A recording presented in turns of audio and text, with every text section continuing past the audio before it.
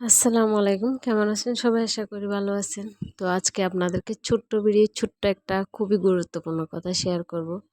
তো আজকে আমার ছেলেকে দিয়ে আসার সময় একটা খুবই একটা বাজে একটা আমি ঝগড়া দেখলাম।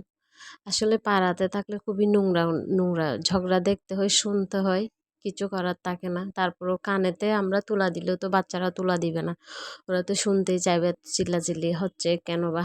তো যাই হোক, আজকে যাদের ঝগড়াটা দেখছি তাদের মতো নোংরা নিকৃষ্ট, কি বলবো, মায়ের পরিবেশ যে এত ভালো একটা জিনিস, যেটা মায়ের থেকে যদি মানুষ পরিবেশ না পায়, তো ছেলেমেয়েরা তো টোটালি পায় না। তো সেরকমই একজন মায়ের ছেলের কথাই বলবো। সেই পরিবারের যদি আমার কেউ আপনও থাকো, আমি বলবো যে সেই পর্যন্ত খারাপ। কারণ মা বাপ থেকে তো ভালো কিছু কখনো পায় নাই। আসলে একটা মুরব্বির সাথে তিনি ঝগড়া করতেছে। আপনাদের বাসায়ও আপনাদের আশেপাশে এরকম হলে, আপনাদের সাথেও হলে, আপনারা যার সাথে ঝগড়া করেন না কেন, আপনাদের সন্তানটাকে অন্তত সরাই দিবেন। হ্যাঁ, তো আপনারা কি বলতেছেন না বলতেছেন সব কিছু কিন্তু ওরা ফোকাস করতেছে। বাপ একটা মুরব্বির সাথে কি পরিমাণ বাজে ব্যবহার করতেছে সেটা তো বলে বোঝাইতে পারবো না। পিছনে ছেলেটাও দিচ্ছে, ছেলেটা মিনিমাম 4-5 বছর এরকম হবে আর কি।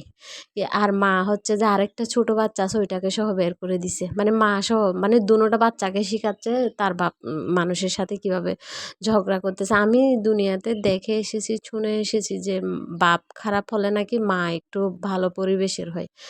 এই আমার এত বছর বয়সের লাইফে আর কি, আমি এই পরিবারটাকেই দেখেছি যে মা যতটুকু খারাপ, বাপ তার চেয়ে ডবল খারাপ। বাপ যদি খারাপ, মা তার চেয়ে 3 ডবল খারাপ আর কি। ছেলেটা পিছনে কিভাবে করতেছে, বাপ যেভাবে লোকটার সাথে ফাইট করে ঝগড়া করতেছে, সেম টু সেম ছেলেটাও করতেছে আর কি। ছি ছি ছি, এইসব আত্মীয় যে নিজের আত্মীয় বলতেও ঘৃণা লাগে। তো এসব যে আমাদের কাছে হয় এরকম প্রায় জায়গায় হয়ে থাকে, কিন্তু তারপরেও বলবো যে ঝগড়া সবার জীবনে আসে, কিন্তু বাচ্চাদেরকে একটু দূরে রাখাই দরকার।